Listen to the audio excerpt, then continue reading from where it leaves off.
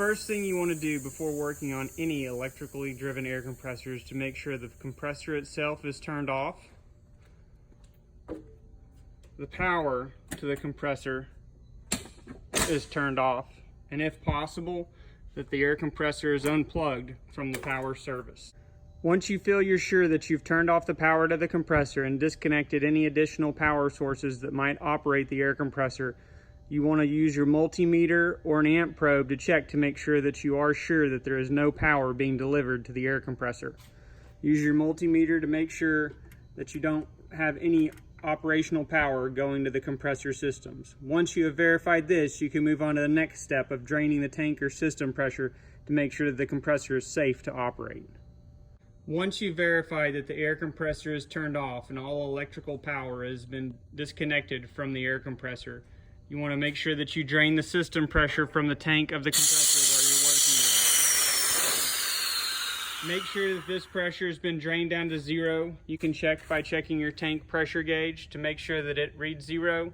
You can also check by pulling the tank safety valve to also make sure that there is no pressure left in the tank. The tank safety valve is typically located somewhere near the gauge.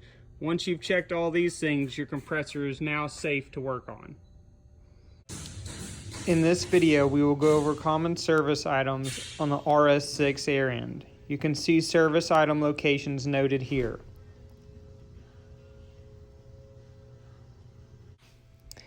We will now change the thermovalve on the RS6 airend. Once you loosen the cap to hand tight, remove it, knowing that there's spring tension pressure behind the cap.